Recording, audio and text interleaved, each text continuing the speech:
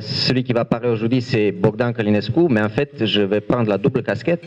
C'est à la mode d'ailleurs dans les films de science-fiction d'avoir plusieurs personnages dans les films qui jouent plusieurs rôles, parce que je suis effaré par le fait qu'on a aujourd'hui en France des candidats qui se réclament du communisme et du marxisme, et on l'a vu aux élections présidentielles de 2012, sur 10 candidats, il y en avait 8 qui étaient marxisants. Aux élections de 2017, là récemment, sur 11 candidats, il y en avait quand même presque 9 qui se réclamaient des idées marxistes. Et il existe encore un parti communiste, il existe aussi un parti qui se réclame du communisme, alors que même pratiquement dans tous les pays d'Europe de l'Est, y compris en Italie, il n'y a plus vraiment de parti communiste et il a changé de nom.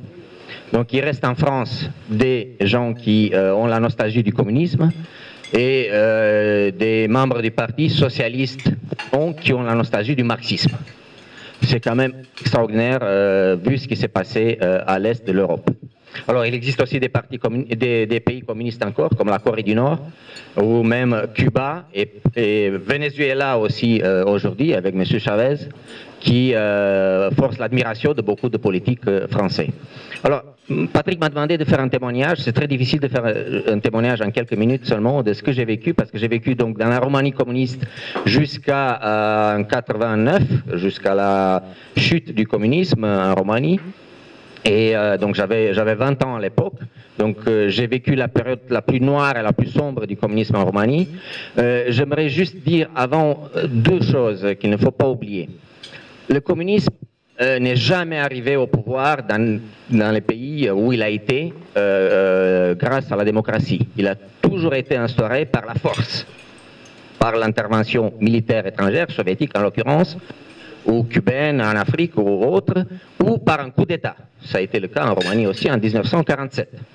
En 1947, en Roumanie, il y avait moins de 1000 communistes dans le parti communiste. Personne, d'ailleurs, mon grand-père ne savait même pas qu'il existait un parti communiste en 1947. Il m'a raconté ça. Et pourtant, la Roumanie était une monarchie, le roi a été renversé, et on a instauré le régime communiste parce qu'il y avait l'Union soviétique qui avait occupé le pays, comme dans la plupart des pays, comme dans tous les pays de l'Est.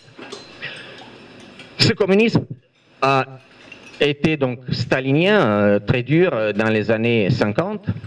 Il y a eu ensuite ce qu'on appelle une sorte de dégel en Roumanie avec l'arrivée au pouvoir de Ceausescu en 1965, qui était en fait un faux dégel, parce que derrière l'attitude soi-disant d'indépendance par rapport à Moscou se cachait l'instauration de son pouvoir personnel et son autorité, c'est la dictature de Ceausescu à partir de 69, 70 surtout, 70-71, qu'on appelle les thèses du congrès du Parti communiste à l'époque, où il avait été inspiré par le modèle nord-coréen, déjà. C'était le grand-père de Kim Il-sung actuel, Kim Il-sen, et qui avait inspiré Ceausescu. Et à partir de là,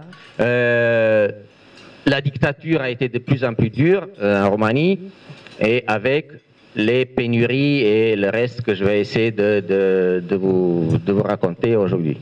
Alors, j'aimerais dire des choses essentiel et que malheureusement on ne comprend pas aujourd'hui.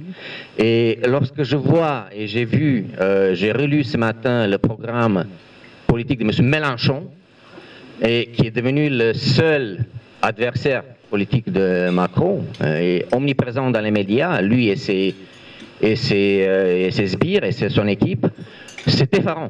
Je ne sais pas si vous avez la curiosité, mais regardez sur Internet son programme.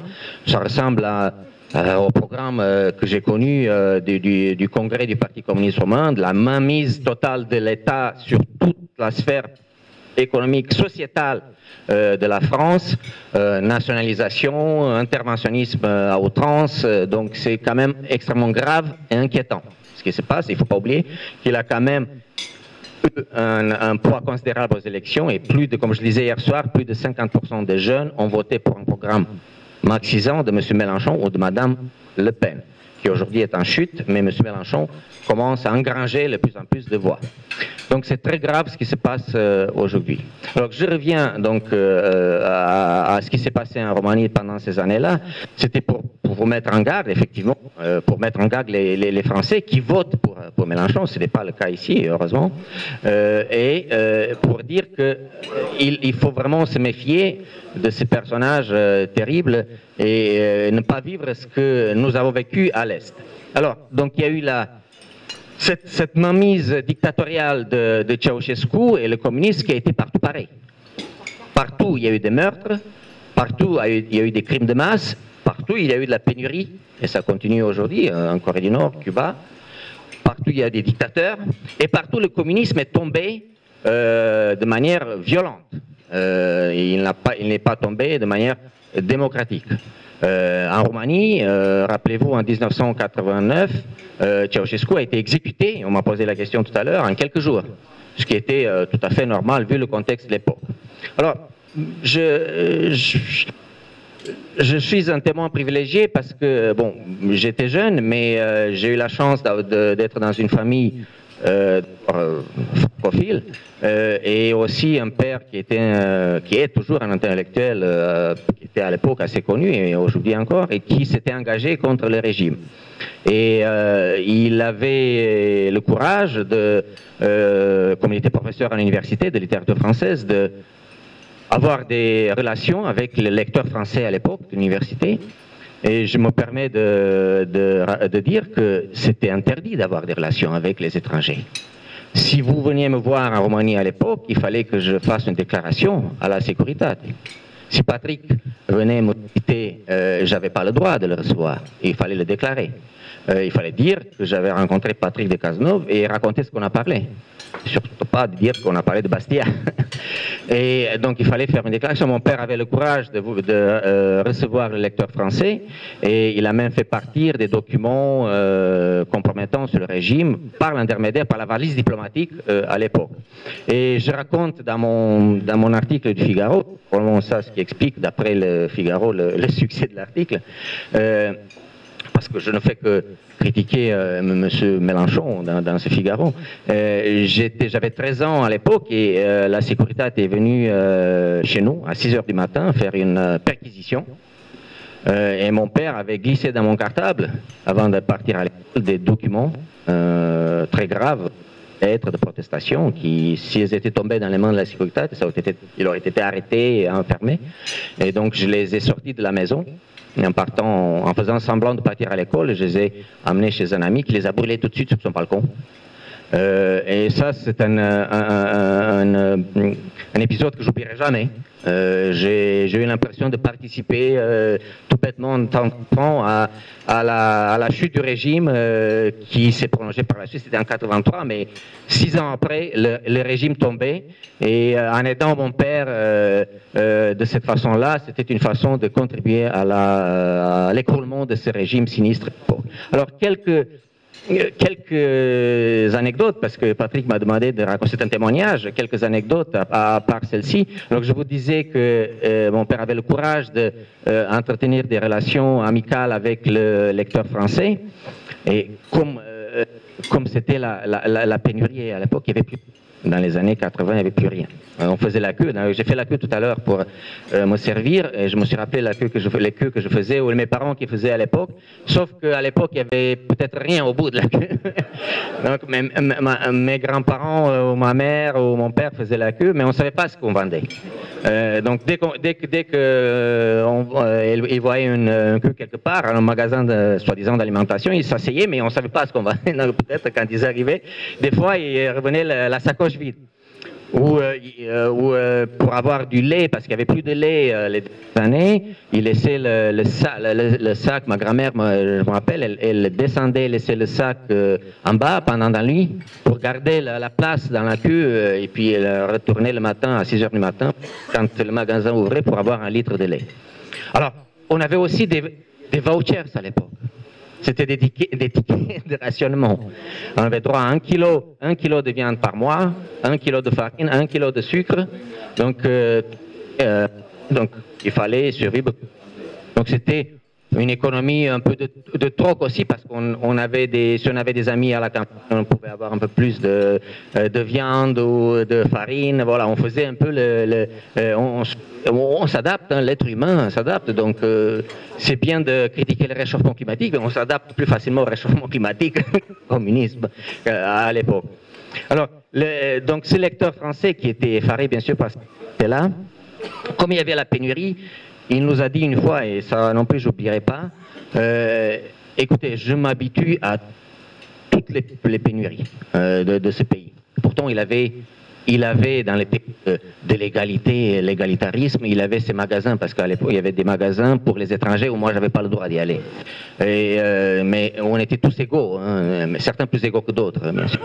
Et le lecteur français qui avait le droit d'acheter dans ces magasins, bon, il souffrait quand même de la pénurie, il fallait le dire, mais une seule chose le faisait le plus souffrir, c'était le papier hygiénique.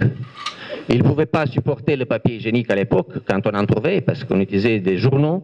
Je m'excuse de vous dire ça, mais il faut quand même le rappeler.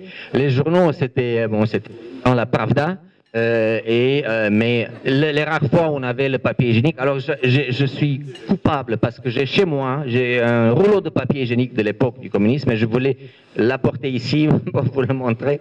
Je l'ai en photo, je l'ai mis sur Facebook, mais c'est pas pareil. Et il faut quand même le toucher pour voir les souffrances endurées par le lecteur français.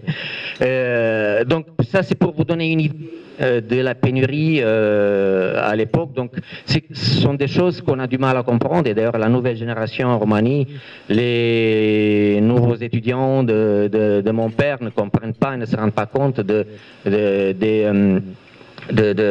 fait de ne pas trouver, de ne pas avoir d'orange, de ne pas savoir ce que c'est le coca. Donc c'est difficile d'expliquer la pénurie, il faut la vivre. C'est plus facile de s'habituer à l'abondance et au capitalisme, heureusement d'ailleurs, mais c'est beaucoup plus difficile d'expliquer le socialisme. C'est peut-être une des raisons que ça persiste, parce qu'on a du mal à dire et à montrer qu'il peut y avoir de la pénurie. Alors, donc toute cette période-là, je parlais hier soir de l'école.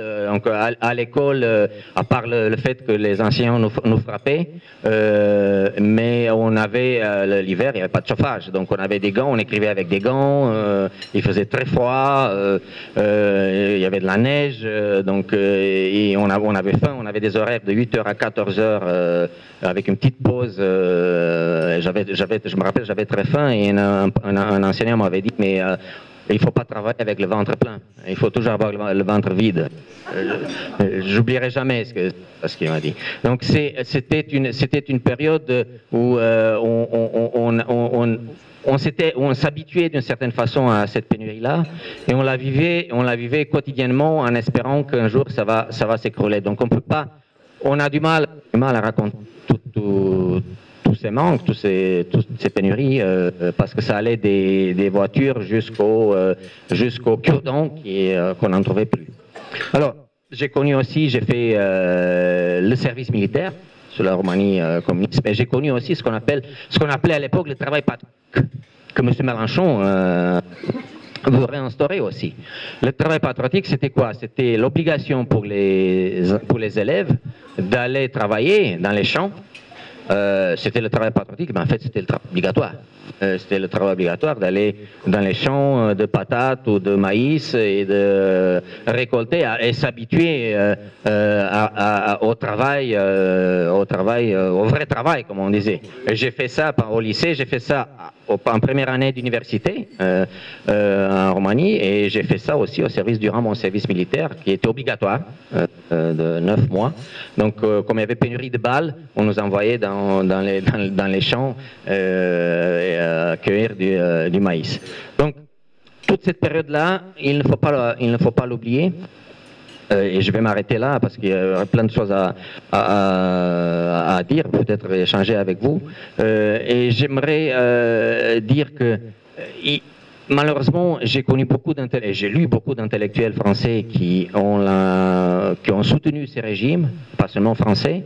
Lorsque je lis et j'ai relu l'Ode à Staline de Loire ou l'Ode à la KPU de M. Aragon, écrit en 1931. La GPU, c'était l'ancêtre du KGB, donc du NKVD et KGB. C'était juste après la terrible famine en Ukraine qui avait été organisée par Staline et par la GPU. Plus de 10 millions de personnes qui sont mortes à cause de la famine.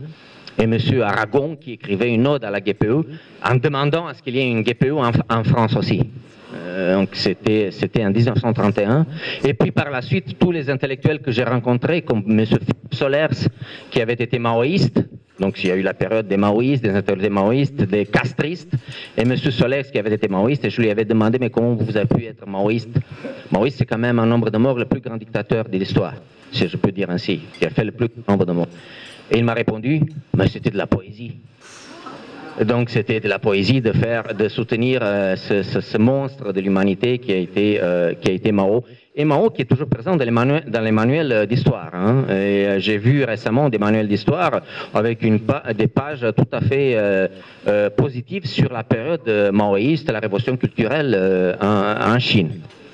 Donc tous ces intellectuels qui ont soutenu ces régimes dans le pays sont coupables, et si ces régimes-là ont résisté autant, c'est aussi malheureusement grâce à ces intellectuels, grâce aux gens qui ont soutenu ces régimes, qui ont soutenu l'Union soviétique, qui ont soutenu Staline, et aujourd'hui avec les 100 ans depuis ce terrible drame, il faut se rappeler, il ne faut pas hésiter de condamner tous ces régimes, tout ce système, cette idéologie, d'autant plus qu'il y a ce sinistre M. Mélenchon en France. Merci de votre attention.